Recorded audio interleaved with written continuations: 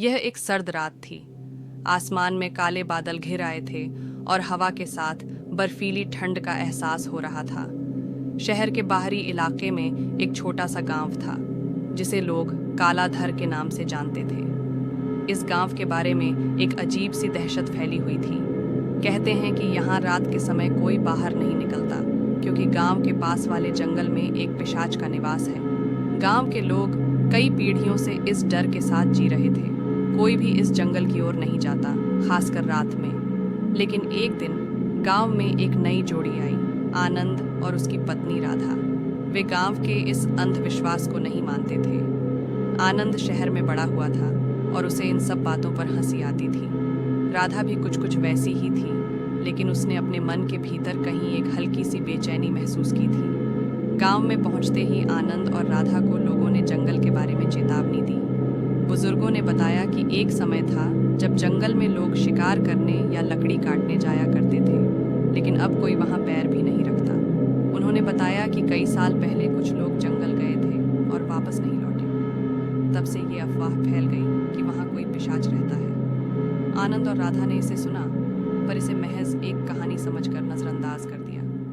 रात का समय था और आनंद और राधा अपने नए घर में आराम से बैठे थे। आनंद ने एक पल के लिए खिड़की के बाहर देखा। दूर जंगल के किनारे कुछ हलचल नजर आई, जैसे कोई छाया वहां घूम रही हो। उसने राधा से कहा, शायद यह वही पिशाच है जिसके बारे में गांव वाले कहते हैं। राधा हंस पड़ी और बोली, तुम भी इन लोगों की तरह डरने लगे क्या?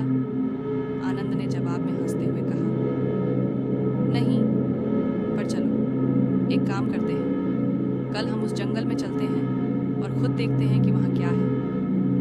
राधा ने थोड़ी हिचकिचाहट के बाद हामी भर दी। अगले दिन सुबह के समय आनंद और राधा जंगल की ओर चल पड़े। रास्ते में उन्हें कुछ गांव वाले मिले जिन्होंने उन्हें फिर से चेतावनी दी, लेकिन आनंद ने उन लोगों की बातों को मजाक में उड़ा दिया और कहा, हम तो बस एक सैर करने जा रहे हैं, कोई डर नहीं है हमें। गांव वालों ने उन्हें शक भरी निगाहों से देखा, लेकिन कुछ कहे बिना अपने काम में लग गए। जंगल में घुसते ही वातावरण में अजीब सा बदलाव महसूस होने लगा। पेड़ बड़े और घने थे और उनकी शाखाएं आसमान में किसी दैत्य की तरह फैल रही थीं। चारों ओर सन्नाटा था, केवल पत्तों की सरसराहट और दूर से आती अजीबोगरीब आवाजें सुनाई दे रही थीं।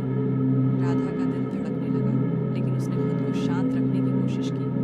आनंद ने कहा, देखो, यहाँ तो कुछ भी डरावना नहीं है, ये सब बस अंधविश्वास है।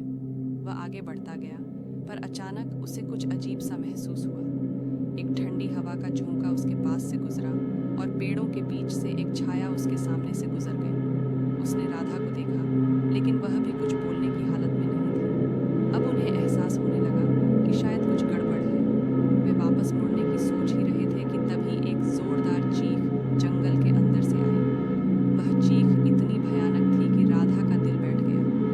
आनंद ने तुरंत राधा का हाथ पकड़ा और कहा, हमें यहाँ से तुरंत निकलना होगा।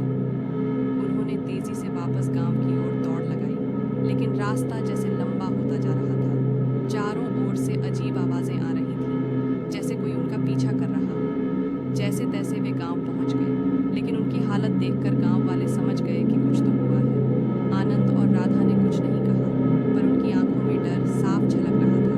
उस रात उनके घर में अजीब चीजें होने लगी। दरवाजे अपने आप खुलने और बंद होने लगे।